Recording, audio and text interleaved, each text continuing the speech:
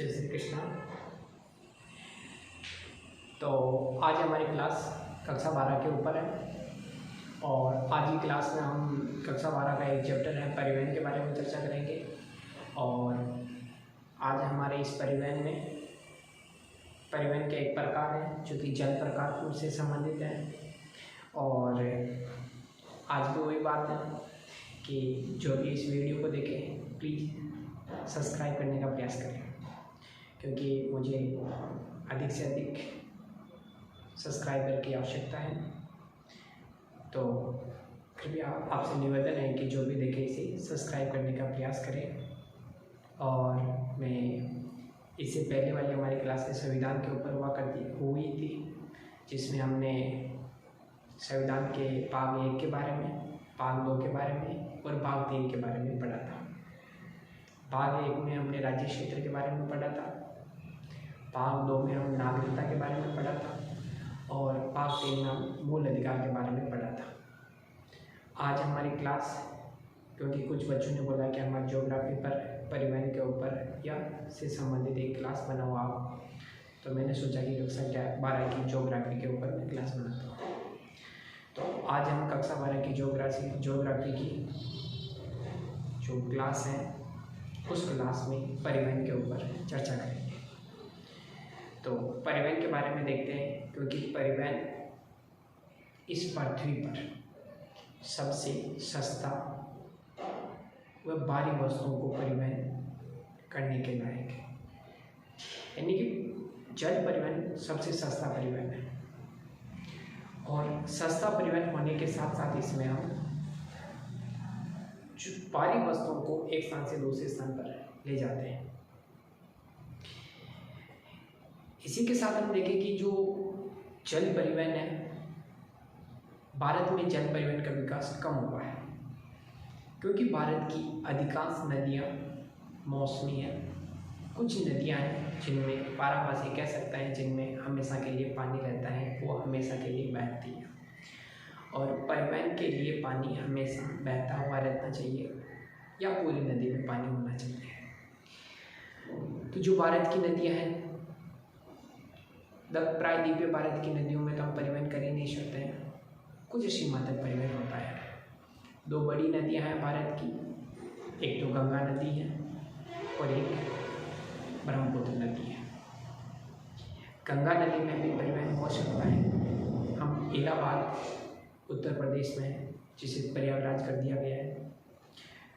पश्चिम बंगाल से लेकर इलाहाबाद के मध्य परिवहन होता है। और दूसरा परिवहन हमारा असम में है, जो कि सदिया से लेकर धुबरी के मध्य है। 2 बड़ी नदियों पर है। और इस तरीके से भारत में देखें तो टोटल कुल 6 जल परिवहन है, जिनको राष्ट्रीय परिवहन का दर्जा दिया गया है। तो राष्ट्रीय परिवहन हमारे 6 हैं, जिनमें से हम पहले की बात करें। और दूसरी बात आज ये हुई कि हमारे 2 वीडियो थे, उनमें मेरी आवाज़ भी कम आ रही थी और जो मैंने यहाँ पर लिख रखा था उनके आकार भी छोटा हुआ था। उस आकार को मैंने बड़ा किया है और आज कुछ तेज बोलने का भी प्रयास करूँगा। फर्स्ट वीडियो है, कुछ गलतियाँ हो रही होगी, लेकिन आपको भी कुछ गलती लगे तो मुझे बताना, ताकि मैं उसमें सुधार कर सकूँ। समय के साथ सुधार किया जाएगा और जैसे जैसे आप बताओगे उसमें सुधार भी करेंगे। फिर से आपसे इतना अनुरोध है कि आप इसे सब्सक्राइब करने का प्रयास करें और लाइक करेंगे। तो हम आज जल परिवहन के बारे में पढ़ते हैं। तो शायद आप सभी को दिखाई दे रहा होगा आज, तो भारत में जल परिवहन है। परिवहन में सबसे सस्ता है जल परिवहन। इस परिवहन में हम भारी वस्तुओं का परिवहन करते हैं। कौन सी वस्तुओं का करते हैं कि इसमें जितनी भी भारी वस्तुएं होती हैं उनका परिवहन तो हम जल परिवहन से करते हैं, और जितनी भी हल्की वस्तुएं होती हैं, इन हल्की वस्तुओं का परिवहन हम वायु परिवहन से करते हैं। इसके बाद हमारा अगला वीडियो वायु परिवहन से संबंधित होगा। तो भारत के प्रमुख राष्ट्रीय जल मार्ग है, इस तरीके से देखें तो भारत में प्रमुख राष्ट्रीय जलमार्ग कुल 6 हैं। जलमार्ग संख्या, राष्ट्रीय जलमार्ग संख्या 1, यह मार्ग गंगा नदी पर पश्चिम बंगाल में हल्दिया से लेकर इलाहाबाद के मध्य, जिसे हम प्रयागराज उत्तर प्रदेश में स्थित है।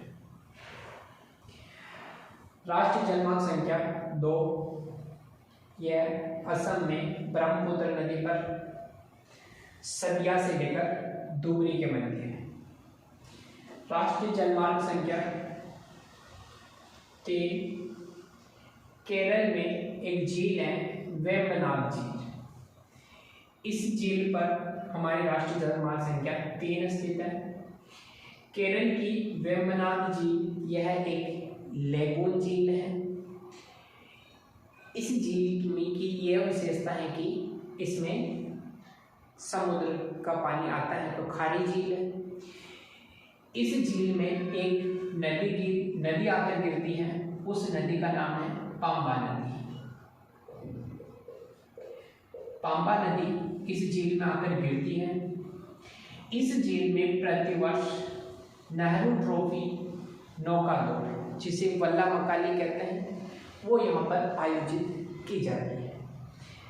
अगला देखते हैं तो राष्ट्रीय जलमार्ग संख्या 4, यह ओडिशा में ब्राह्मणी नदी पर और महानदी पर स्थित है।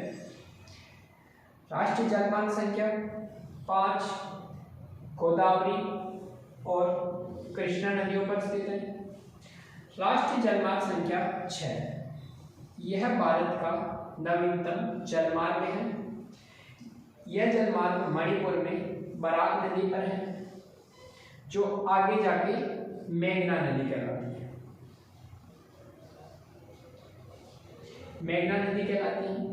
इस तरीके से हमने भारत के प्रमुख जलमार्ग के बारे में पढ़ा। अगला हमारा वीडियो वायु परिवहन का रहेगा। वायु परिवहन के बारे में भी हम पढ़ेंगे कि वायु परिवहन की शुरुआत कब हुई, भारत में कौन कौन सी कंपनियां हैं जो वायु परिवहन सेवा उपलब्ध करवाती हैं। इंडियन एयरलाइंस कंपनी है एक तो, और एक एयर इंडिया कंपनी है। और सबसे एक महत्वपूर्ण बात, जल परिवहन स्थल परिवहन के बाद का पहला परिवहन है, यानी कि पहला और सबसे प्राचीन परिवहन स्थल परिवहन कहते हैं। और सबसे पहली सड़क भारत में शेरशाह सूरी ने बनाई थी। उस प्राचीन सड़क को जीटी रोड या ग्रांड ट्रक रोड भी कहते हैं। वो जीटी रोड कलकत्ता से लेकर, पश्चिम बंगाल में कलकत्ता, वहां से लेकर अमृतसर तक जाती थी।